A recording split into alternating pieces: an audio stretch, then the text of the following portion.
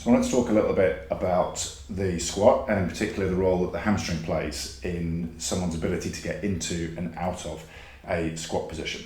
So something that's quite often blamed for an inability to comfortably get into and out of a squat position is hamstring tightness, or people observing that tension in that particular part of their body, that's what's stopping them doing something that they want to do. So I just wanted to shed a little bit of light on what the hamstring actually does or doesn't do when you get into and out of that position. So if we use this model to demonstrate, if we imagine this is a foot with an ankle, that's a shin with a knee, that's a thigh with a hip, and so this represents a torso, all right, so it can move like so. This piece of cord here is representative of the hamstring.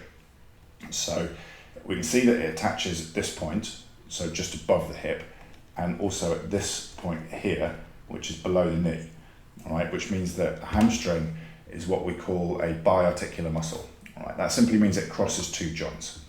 Right, now if we move those two joints simultaneously, like so, all right, that muscle, or in this case this piece of cord, lengthens around this joint at the same time as it shortens around this one. So if these two angles here match, there's no net change in length of that piece of cord, or in the case of a body, the hamstring. All right, so if we get our joint mechanics right, and these angles here match, and these joints all move simultaneously, there's no net change in length of that muscle. All right, that's just physics. All right, so someone's ability to get into and out of a squat position, or if somebody is feeling tension in this muscle, or in this case, this piece of cord, we should look more at how they're doing it. We should look more at their movement quality, their movement skill, than necessarily trying to stretch or change a structure within their body. Right, for the most part, our body has enough tissue, it has adequate structure to do the things that we should be doing anyway.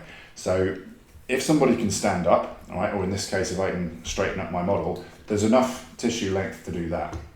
If there's enough tissue length to do that, so long as I move correctly and sequence my joints correctly, all right, I can take this into and out of those positions without needing to do anything to the length or tension of this. And I can even show you, if I try and make that a little tighter, right, that's as tight as I can get it while still standing up. Right, I can still do that. Right, when I can't do that is if I get my timing slightly off and I try and move through this joint, either more or before I move at this one and this one. So if I try and just move at the hip, so if this is a person, they're just sticking their bum back effectively. So if I try and move at this joint before I move at this one, this piece of cord or that hamstring is going to stop me doing that, or it's going to feel tight. All right. So if somebody, or yourself, is observing or noticing that they feel that amount of tension in their hamstring when they're trying to do a squat, we should look more at their sequencing and their joint mechanics before we start looking at trying to change any of their structures. It's not to say that you never need to do it, but most of the time the answer is in movement quality and mechanics before it is in aggressively changing somebody's structures.